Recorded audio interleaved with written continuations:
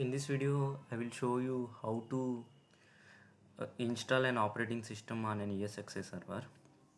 For that, I have downloaded a trial version of Windows Server 2016 from MSDN site, and this is the ISO file.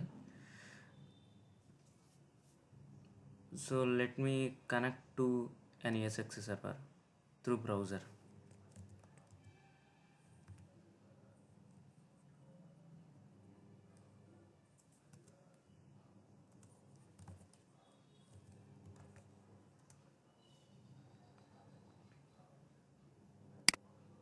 The certificate errors you can ignore because this is the test lab environment.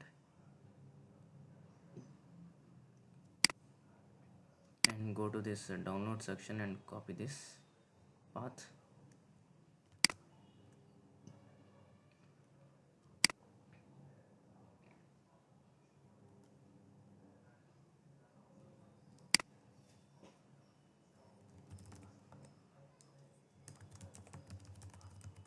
Generally root is the username of the highest administrator user.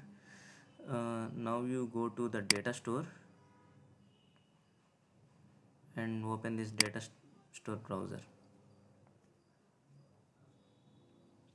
Go to this ISO section.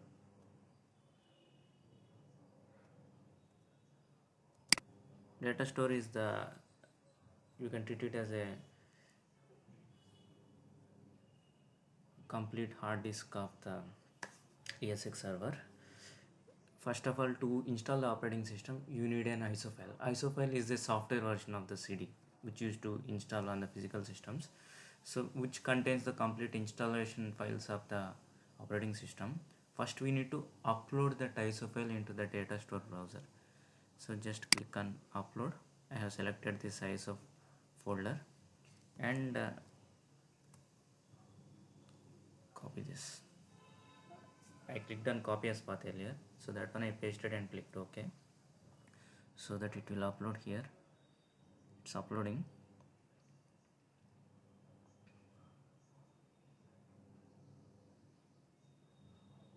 Let's wait till it completes.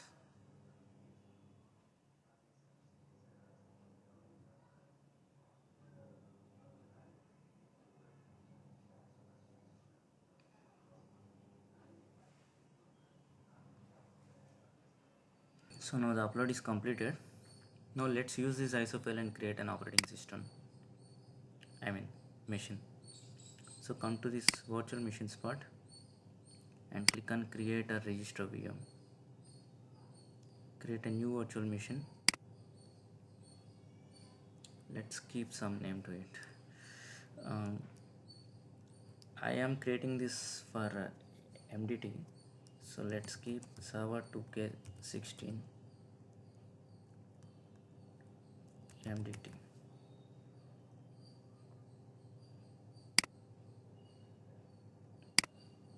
.7 guest OS Windows server 2016 or later. Next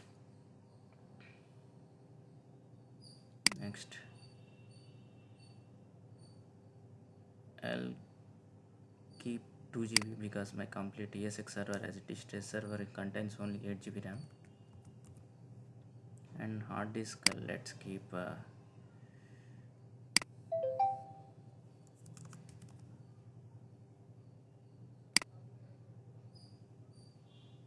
multiple of 4. Okay, let's give 2.5 GB RAM at least. 2.1 because it's multiple of 4, 624. And reservation, don't keep anything, so it will take whenever it's required. Limit,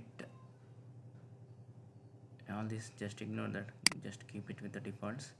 Hard disk size, let's keep some 150 GB because I am having 1 TB hard disk, so it's fine.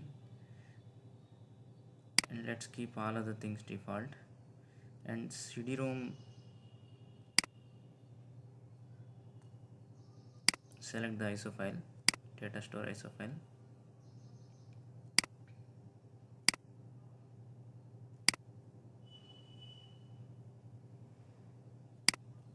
click next,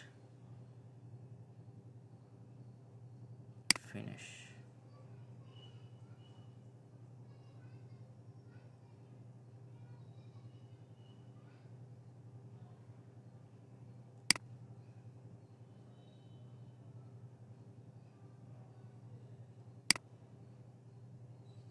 Now click on the server 2016 is created. Now just click on it and click on power on and connect to it.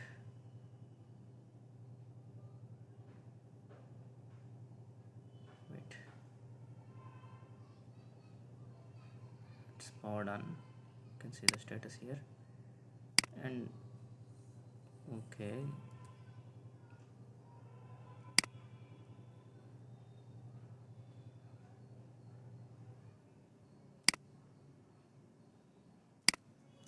let's just click yes, enter, so that it will boot to the CD, or else it will try to detect the hard disk. As it doesn't found, it will go to the network boot again.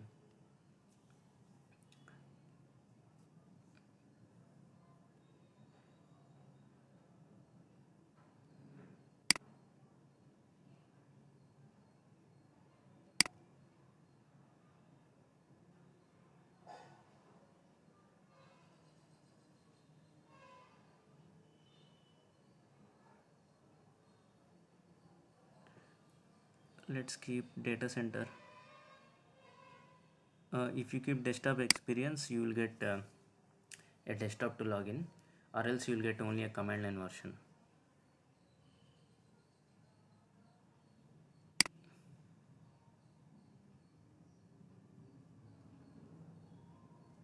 Just accept the agreement and click next, custom,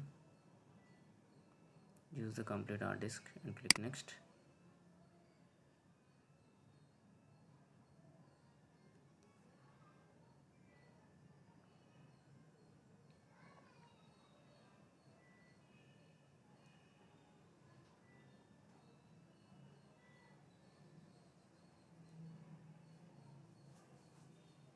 It's installing. Just wait till all these lines are with green tick marks.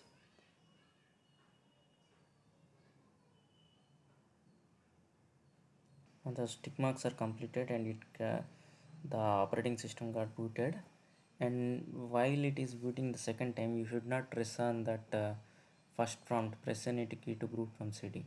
You should ignore that. This is important point, and I'm highlighting it second time. When the system get restarted, it will prompt again to press any key to boot from the CD or DVD. At that time, you should not press any key, because if you press that, it will go to the installation from starting again. So ignore that and let it boot, and you will be prompted with this screen. Just enter some password for the administrator account. For server machines, you will be able to log in with administrator directly, but for client machines like Windows 10 or Windows 7 or Windows 8.1, you will be asked to create a new account, and the administrator account is disabled by default.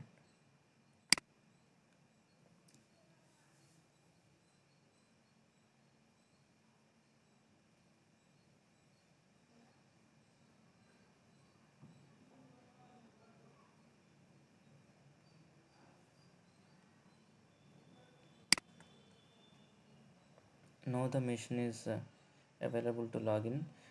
If it for Windows 10, you can just hold the mouse and scroll it up, but for Windows Server 2016 or any other Server 2016 machine, you need to press Ctrl Alt Delete. But if you press Ctrl Alt Delete, it will be taken on the main host machine and your machine get locked. So instead, to send the Ctrl Alt Delete only to this machine,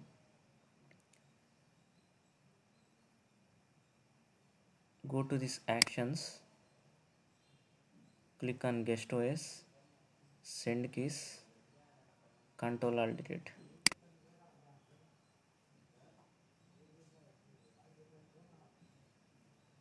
Now you are able to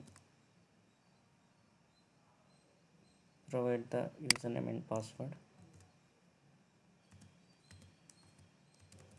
Sometimes you can't be,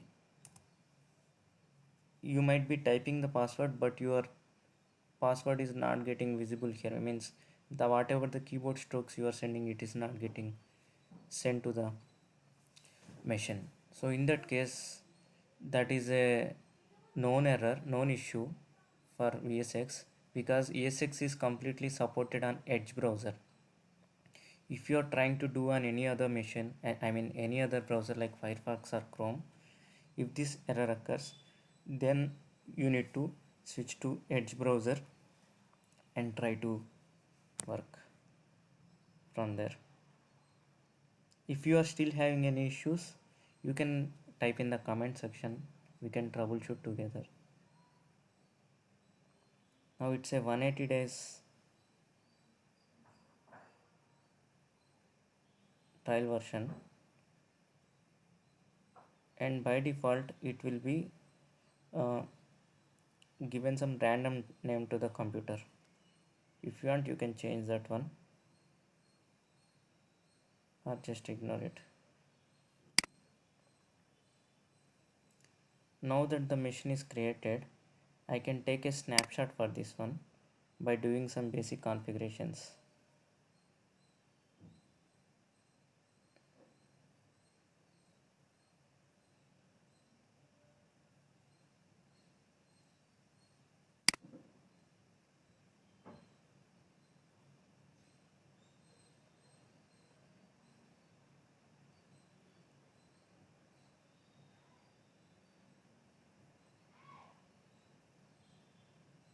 Now just double click this recycle bin because this is the only folder visible to me.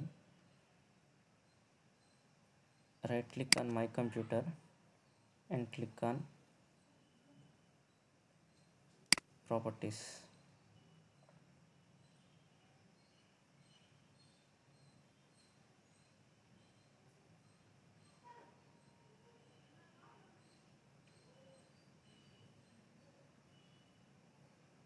Now click on the remote settings.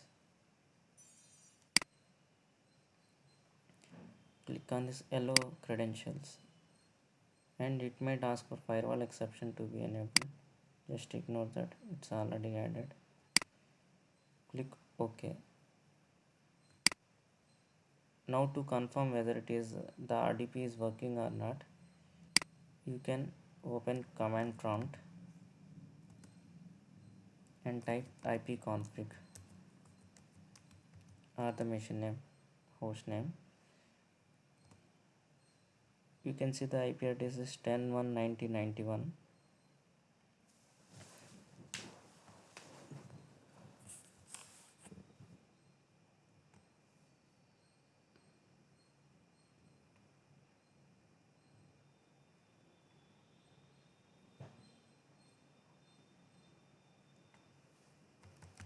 You can type mstsc from your host machine to connect to this one.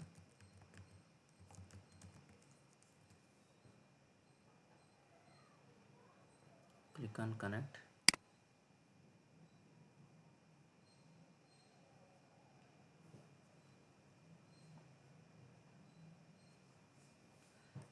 Administrator, and password is the one you entered while prompted with the earlier screen.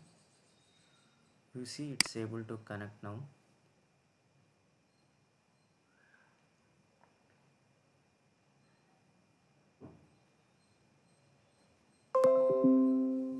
So if the machine is not able to connect, you can do the configuration of firewall exception also there, but as it is by default added, it's not an issue. And if you see, you can click on this and click on shutdown, so the machine gets shut down. So This is how if multiple users are there in your team and you just want to provide access to this machine by not providing any console access, you can just enable remoting and provide the IP address of machine name and the credentials to him of this machine. He can connect remotely, so that you don't need to give credentials of this ESX server to him. Now the machine is created. Let me take a snapshot of that one. Click on actions,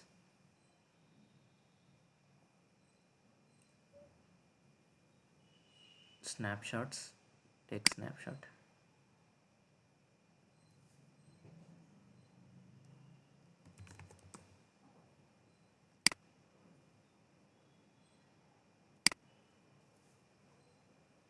You can see the progress of the snapshot creation here. It's created.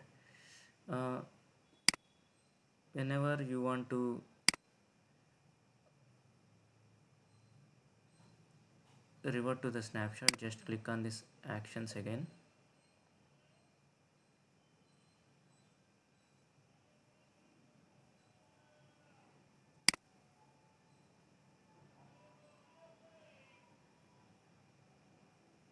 Somehow my machine is very slow today. Click on snapshots and click on manage snapshots. So here you can see the complete hierarchy of the snapshots available. Just select the one you want and click on restore snapshot. So it will come to that state.